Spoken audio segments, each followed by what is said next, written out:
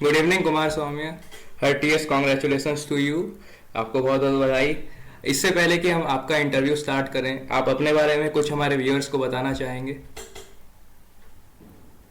Thank you SRS लिटिकल्स। हाँ, मतलब मैं आपको अपने बारे में एक ब्रीफ इंट्रोडक्शन दे देता हूँ। मैंने अपनी बेसिक एजुकेशन 10th बिहार से किया था और 12th में रामकृष्ण मिशन देवघर में मैंने पढ़ाई की थी।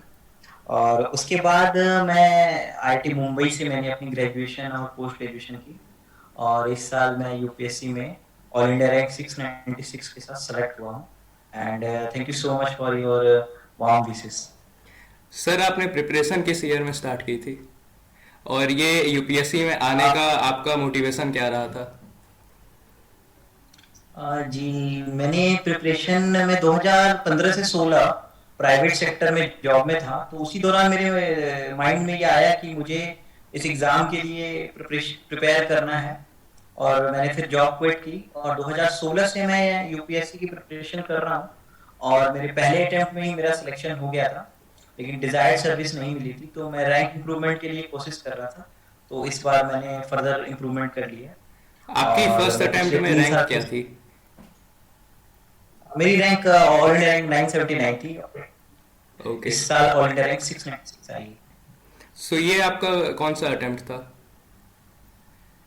मेरा एक्चुअली ये तीसरा कंजिक्यूटिव अटेम्प्ट था और मैं तीनों अटेम्प्ट में इंटरव्यू तक पहुंचा हूं और पहले अटेम्प्ट में मेरा सिलेक्शन हो गया था। लास्ट ईयर मैं फेल कर गया था और इस बार बाय गॉड्स ग्रेस में वापस फाइनल लिस्ट में मेरा नाम आया है।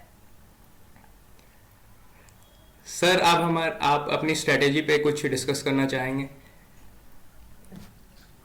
हाँ, मैं मतलब अभी तो बस इतना ही कहना चाहूंगा कि यार यूपीएससी एक ऐसा एग्जाम है, इसमें इतनी अनसर्टेनिटीज हैं कि आपको इसके लिए प्रिपेयर्ड रहना पड़ेगा। अगर आप इसके प्रिपरेशन में आते हो तो मेंटल लेवल पे आपको रेडी रहना होगा कि आपके चैलेंजेस या रोड ब्लॉक्स क्या हैं अहेड। तो आप अकॉर्डिंगली प्रिपेयर होके आइए और आप अपना बेस्ट दीजिए और एक्सपेक्टेशंस ज्यादा मत रखिए। ट्राई कीजिए कि आपका बेस्ट जो हो वो आपका डिजायर्ड आउटकम को पूरा कर दे। बट यूपीएससी बहुत ही अनसर्टेन एग्जाम है, but at the same time मुझे ये लगता है कि अगर आप परसिस्टेंस से इसमें अपना बेस्ट एफर्ट्स लगाते रहते हैं तो सफलता मिल जाती है। और इवन जो सफलता ना मिले तो वो अपने हाथ में तो है नहीं। तो मैं यही कहूंगा कि यूपीएससी के प्रिपरेशन के दौरान ही ये जो प्रोसेस है, इससे आपकी जो पर्सनैलिटी उभरती है या आपका जो नॉलेज बनता है और एज अ पर्सन जैसे आप इवॉल्व होते हो, तो इवन इफ स्टूडेंट जो यूपीएससी में फेल करता है वो लाइफ में बहुत आगे बढ़ जाता है। तो ये चीज मैं मतलब व्यूअर्स को बताना चाहूँ। तो सर, आपने अपना ये जो थर्ड अटेम्प्ट था, क्या ये जॉब के साथ दिया था? हाँ, ये आपने बहुत ही अच्छा सवाल किया है। मैं इस साल अभी ऑलरेडी असिस्टेंट डायरेक्टर हूँ मिनिस्ट्री ऑफ डिफेंस में। तो यहाँ पर मैं जॉब के साथ प्रिपरेशन कर रहा था तो थोड़ा ज़्यादा चैलेंजिंग था, क्योंकि हर बार यूपीएससी में आपको एफर्ट सेम लगाना होता है। लेकिन वही है कि अगर आपके दिमाग में कोई चीज़ है कि आपको करनी है तो आपको रास्ता बनाना होगा। आप क्रिम नहीं कर सकते कि मेरी जॉब है मैं कैसे करूँगा। लोग करते हैं, बहुत सारे लोग करते हैं।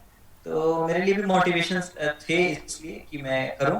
और अगर आपका यूपीएससी के लिए पैशन है कि आपको मतलब ये सर्विस में आना है पर्टिकुलर सर्विस में, तो ये चीज हो जाती है possible with a very good planning, जो कि आप बस टाइम के साथ सीख जाते हो। हमें पता चला था कि आप डिसेबल्ड हुई हैं। क्या हमारे व्यूअर्स को आप कुछ कहना चाहेंगे इस बारे में? क्योंकि अभी एक्चुअली जो मैं आपको पीपल विद डिसेबिलिटी, उनको बहुत सारे चैलेंजेस फेस करने पड़ते हैं, तो उनके लिए कुछ।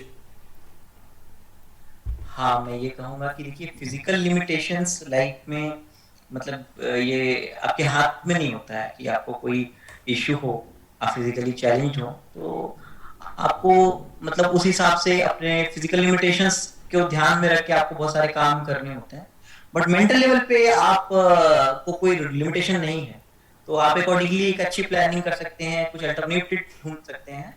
तो आप उसके बावजूद भी लाइफ में बहुत आगे बढ़ सकते हैं। तो आपका लाइफ के प्रति एटीट्यूड कभी भी जो है ना, वहां पर कोई डिसेबिलिटी नहीं आनी चाहिए। वहां पे हमेशा आपको एक पॉजिटिव अप्रोच रखने की जरूरत है और आप लाइफ में आगे बहुत अच्छे अच्छे जगहों पर मैंने देखा है काफी फिजिकली चैलेंज कैंडिडेट्स काफी अच्छा कर रहे हैं। तो मुझे बहुत अच्छा इंस्पिरेशन मिला है काफी लोगों से। तो मैं बस यही कहूँगा कि आप फिजिकल लिमिटेशंस को कभी भी अपने मेंटल फाउंडेशन में कन्वर्ट ना करें। और काफ़ी लोगों को मैंने देखा है जो इस तरह का काम करते हैं या इस तरह का उनका रवैया अगर होता है तो फिर वो अंडर कॉन्फिडेंट हो जाते हैं और उसके बाद फिर जब आप लाइफ को देखते हैं तो सेल्फ पिटी वाली जो भावना है वो आपको लाइफ में आगे नहीं बढ़ने देती है। तो बहुत जरूरी है कि आप एक अच्छा विल पावर रखें और जो लाइफ में जो पॉजिटिव चीजें हैं उन पे ज्यादा फोकस करें। ये यूपीएससी का एक बहुत ही लंबा सफ़र होता है सभी किसी के लिए। तो परीक्षा के दौरान ऐसा बहुत बार होता है कि कई लोग डिमोटिवेटेड फील करते हैं, इधर उधर डिस्ट्रैक्शंस भी होते हैं, तो उस पर आपके कोई कमेंट्स?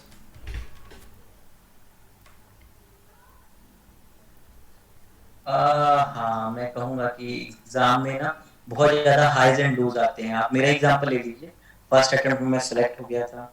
लास्ट ईयर इंटरव्यूज़ में मेरे मार्क्स काफ़ी कम थे, फाइनल सिलेक्शन से रह गया था। तो पास होने के बाद फिर से फेल होना, तो डाइजेस्ट करना बड़ा मुश्किल होता है। लेकिन एग्ज़ाम कुछ ऐसा ही है। तो डिप्रेशन या जो लो फेज है यूपीएससी में ज़रूर आता है। लेकिन अगेन ये एग्ज़ाम ही आपको सिखाता है ना, फेल्योर से भी आप सीखते हैं। तो आपके पास कोई ऑप्शन नहीं है, इंट्रोस्पेक्शन करना पड़ेगा और इंट्रोस्पेक्ट करके आपको लाइफ में आगे बढ़ना होगा। यही एक रास्ता आपके पास होता है।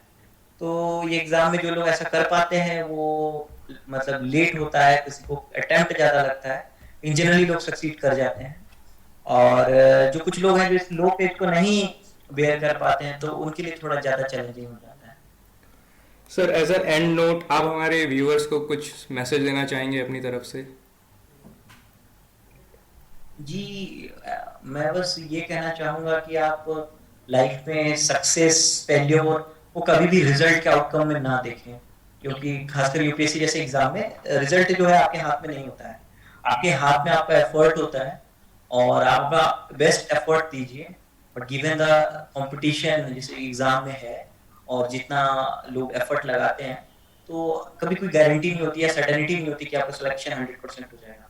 हाँ, लेकिन अगर आप एफर्ट बहुत अच्छे से लगाते हैं तो एक अच्छा चांस जरूर बनता है कि आपका सिलेक्शन हो सकता है। तो मुझे यही लगता है कि आप एफर्ट लगाएं और रिजल्ट के बारे में ना सोचें। लेकिन हाँ, मेंटली आपके अल्टरनेटिव ऑप्शंस भी अगर आप रख सकते हैं तो आप रखिए। हाँ, लेकिन always be prepared for the worst phase also. तो आप हमेशा आपके पास एक अपना मेंटल मेकअप होना चाहिए कि आप अपने चैलेंजेस को या अगर फेल्योर्स को कैसे डील करेंगे, क्योंकि फेल्योर्स को डील करना बहुत इंपॉर्टेंट है इस एग्जाम में। क्योंकि साइड बाय साइड बहुत सारे लोग यूपीएससी के अलावा बहुत सारे एग्जाम देते हैं, वहां भी सफलता नहीं मिलती है, स्टेट पीसीएस एंड ऑल। तो उससे आपको डिमोरलाइज नहीं होना है, क्योंकि आप अगर एफर्ट लगाते रहेंगे तो कुछ टाइम बाद सफलता जरूर मिलेगी। परसिस्टेंस इज द की, ये मैं कहना चाहूंगा। और उसके अलावा मैं एक और चीज ऐड ऑन करना चाहूंगा कि आप अपने टाइम को कभी वेस्ट मत कीजिए। मतलब काफी ज्यादा आजकल यंगर जनरेशन में या मैं खुद जब कॉलेज में था तो सोशल मीडिया में टाइम बहुत ही ज्यादा वेस्ट होता था। सोशल मीडिया के प्रोस कॉन्स दोनों हैं, लेकिन यूपीएससी में आपको हर तरह के डिस्ट्रैक्शन से बचने की जरूरत है। तो आपका टाइम यूटिलाइजेशन और वो बहुत इंपॉर्टेंट है। तो accordingly you should plan in such a way that आप इन सब चीजों से बच के रह सकें, तभी आप फोकस कर पाएंगे और फोकस कर पाएंगे तभी आप सफल हो पाएंगे। Okay, thank you very much, Kumar Somia, for joining us on SRS Reticle. Again, heartiest congratulations to you. Thank you so much SR Athleticals and मतलब मुझे बहुत अच्छा लगा कि आपके जो माध्यम से जो है मैं लोगों को अपने जो मेरी भावना है उसको पहुंचा पाया। एंड आप लोग बहुत अच्छा काम कर रहे हैं और मैं यही कहूँगा लोगों से कि आप जो है इस वीडियो को देखकर अगर आपको लगता है कि आपके काम आ सकता है या आपको कुछ अच्छा मैसेज इसमें लग रहा है तो आप लोगों को बताइए, लोगों के साथ शेयर कीजिए। And thank you so much. Thank you, sir.